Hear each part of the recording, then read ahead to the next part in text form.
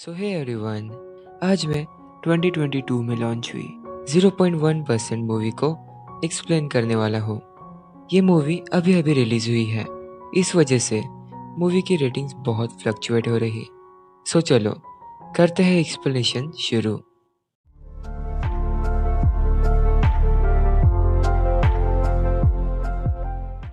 Movie की शुरुआत में हम मिले चोही से। उसकी भी जिंदगी बाकी लोगों की तरह ही थी, काम काम और बस काम। कहते हैं ना, इंसान को हर दिन दो काम करने चाहिए जो उसे पसंद नहीं। चोही की जिंदगी में इसका बिल्कुल उल्टा था।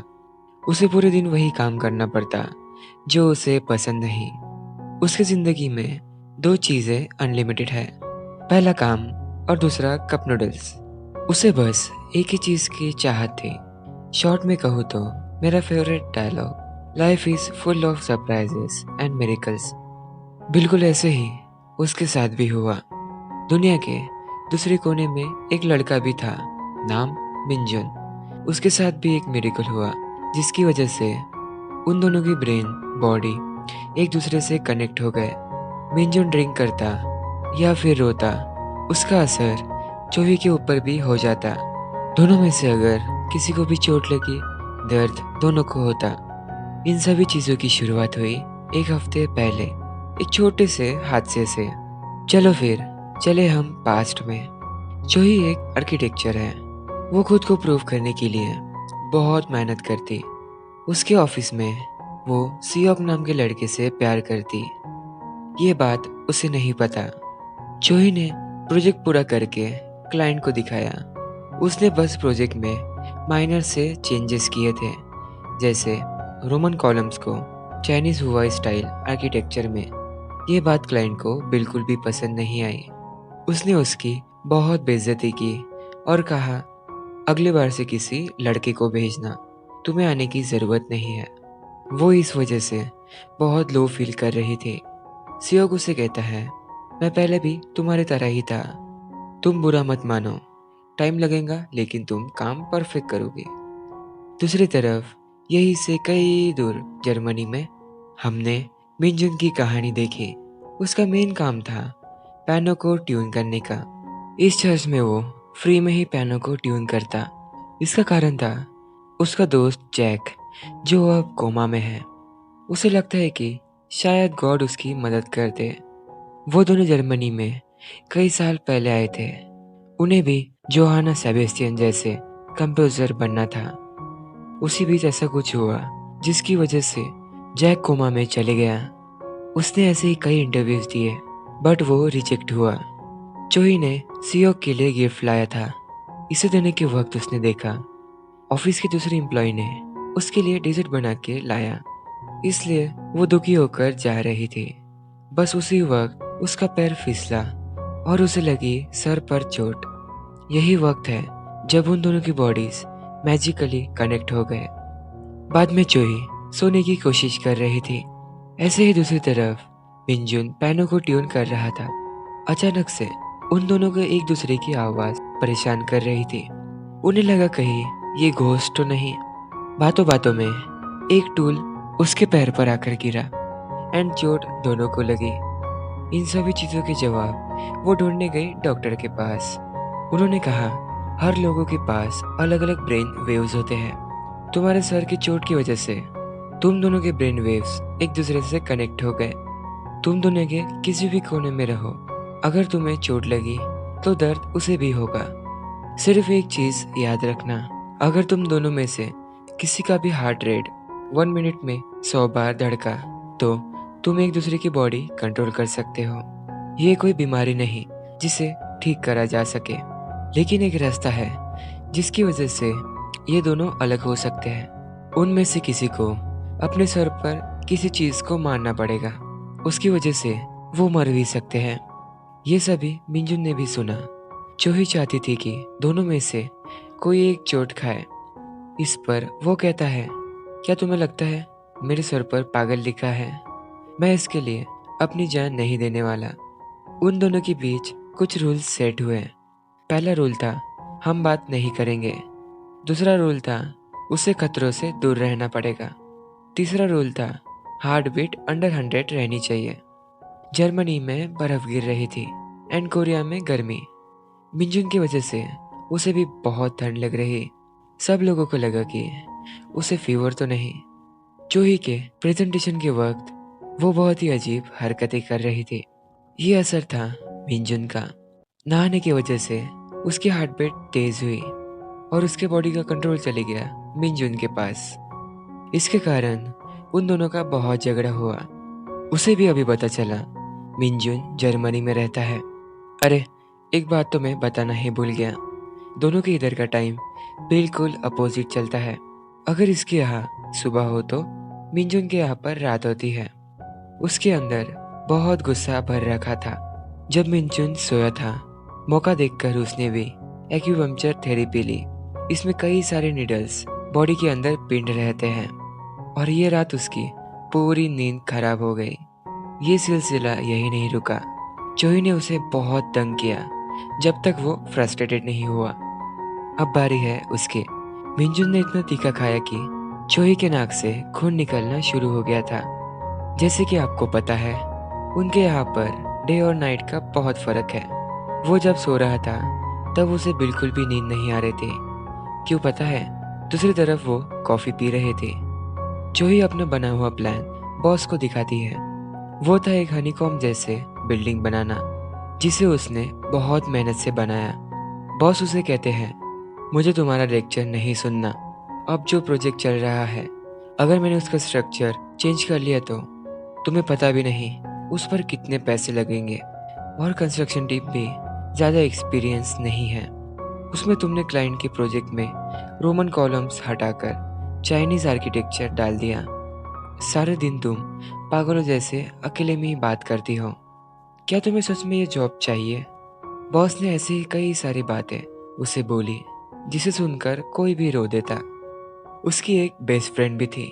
उसका नाम है जेही।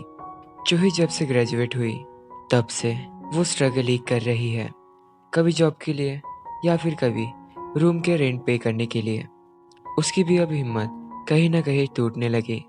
हर बार की तरह ये मिंजुन ने भी सुना। वो उसके एक बहुत ही इम्पोर्टेंट इंटरव्यू के लिए आया था। वो कहता है, मैं पहले ही सफ़र कर रहा हूँ। ये इंटरव्यू मेरे लिए बहुत इम्पोर्टेंट है। तुम प्लीज़ ड्रिंक मत करना। उसी वक्त फेमस आर्किटेक्चर मिनी उसी जगह आई। बाय द वे, चोही उनकी बहुत बड़ी फ़ैन है। इनकी वजह से उसने architecture as a career select किया। यही सही वक्त था उसे खुद को इंट्रोड्यूस करने का उनके सामने। मिनी को उसका बनाया हुआ हनीकॉम्ब स्ट्रक्चर यूनिक लगा। वो उसे कहती है, आपको तो पसंद आया मैम, लेकिन मेरे बॉस ने ये प्लान रिजेक्ट करके मुझे बहुत डांटा। ऐसा क्यों? मिनी उसे समझाती है, इससे कोई फर्क नहीं पड़ता कि कोई तुम्हें कैसे देखता है। आर्किटेक्चर एक आर्टिस्ट की तरह होता है। ये सब छोड़ो, चलो एक साथ ड्रिंक करते हैं। जो उसे नहीं करना था वही उसने किया। दूसरी तरफ मिंजुन के इंटरव्यू में वो ठीक से खड़ा भी नहीं हो पा रहा था ड्रिंक के असर की वजह से। ये भी इंटरव्यू फेल हो गया। अगले दिन ऑफिस में चोही के थोड़े पास सियोक उससे बात कर रहा था।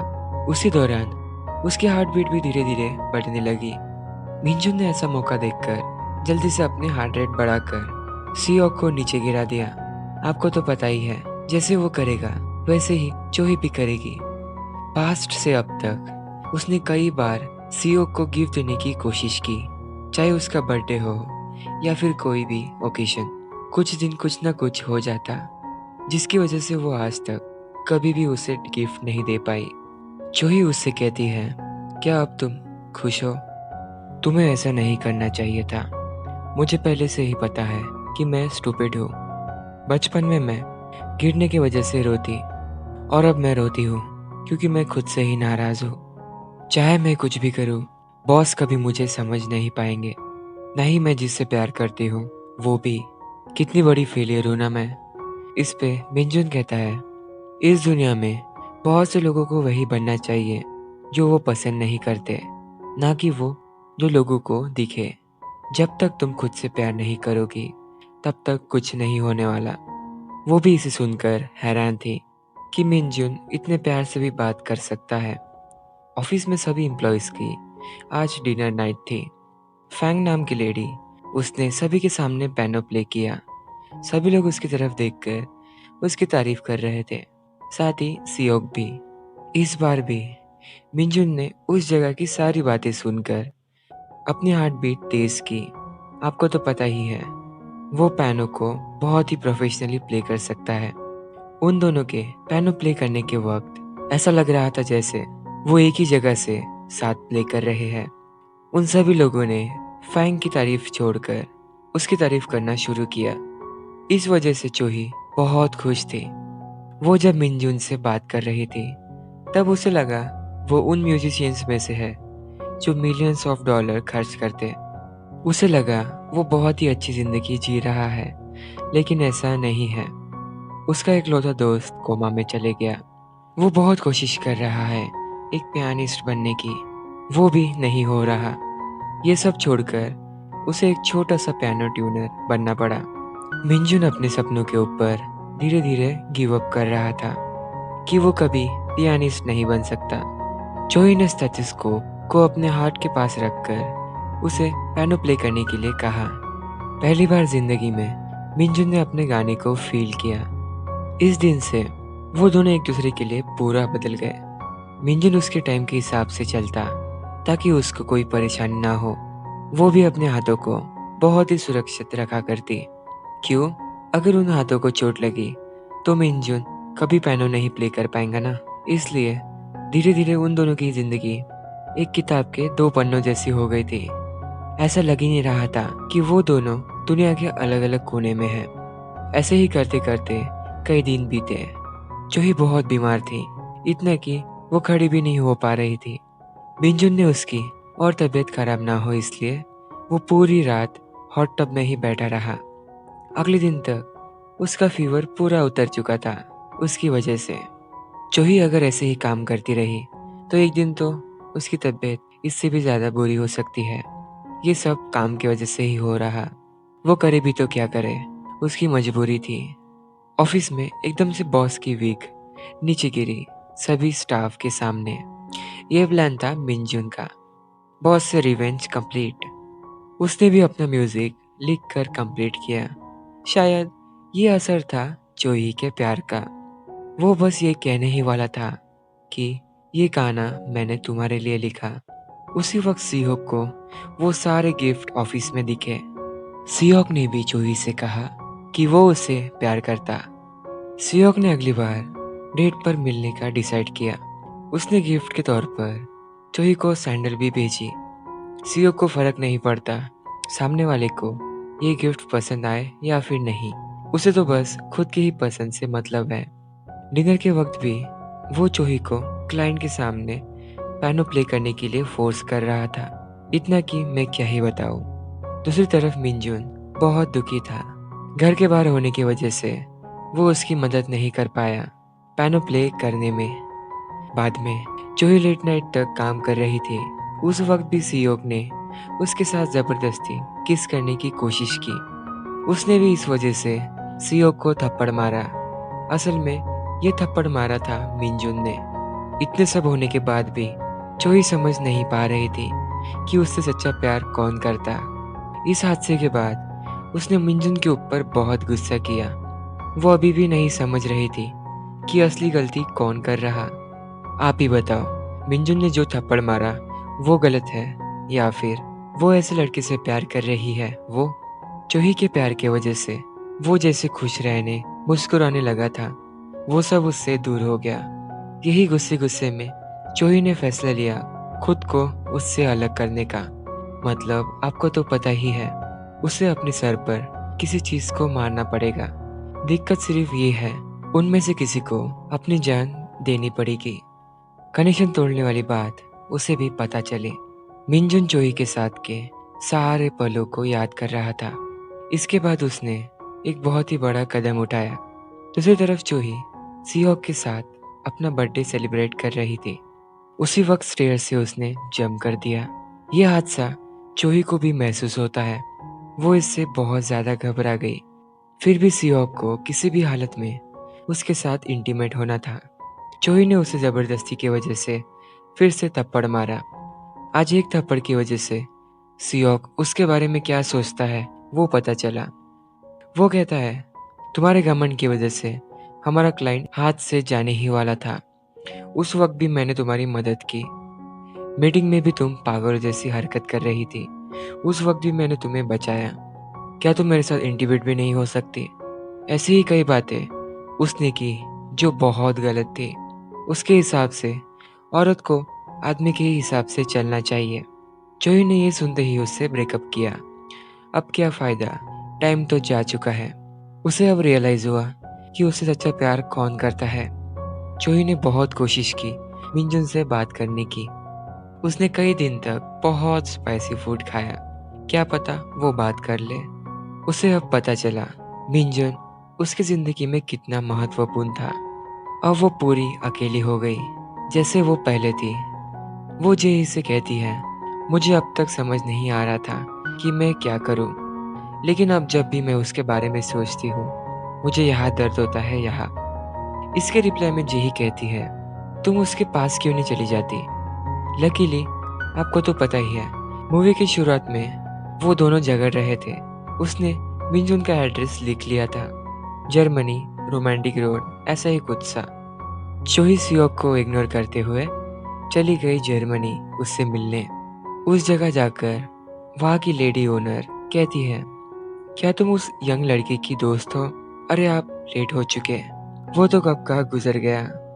ये सुनते ही जोही बहुत ज्यादा टूट गई, इतना कि वो खुद को संभाल भी नहीं पा रही थी। आप बस ये एडवर्टाइजमेंट बोर्ड को याद रखना, मैं इसके बारे में बाद में बताऊंगा। यहाँ से जाने के बाद उसने सालों तक बहुत मेहनत की और खुद का बिजनेस स्टार्ट किया। जोही की एक एम्प्लॉय ने उसके लिए एक नॉवेल लाई। उसका कहना था, आप जब भी पियानो प्ले करती हो ना, तब मुझे इस नॉवेल की याद आती है। वो मिंजुन को अब तक नहीं भूली थी। उसने उसके लिए पियानो भी प्ले करना सीख लिया। चलो हम सुने नॉवेल में ऐसा क्या लिखा है। हम में से हर एक दुनिया में अकेला है। सोचो अगर कोई ऐसे तुमसे सिग्नल की मदद से बात करने लगे, लेकिन सिर्फ बातें, वो उसे देख नहीं सकता। मेरे साथ भी ऐसा ही हुआ। एक दिन मेरा दोस्त कोमा में चले गया। उस दिन से मेरे साथ कोई नहीं था सिवाय अकेलेपन के। एक दिन मेरी जिंदगी में मेरी एक असली लड़की आई। उस वक्त वो दिन मेरे लिए बहुत बुरा था, लेकिन वो दिन आज मेरे लिए मेमोरी बन गई।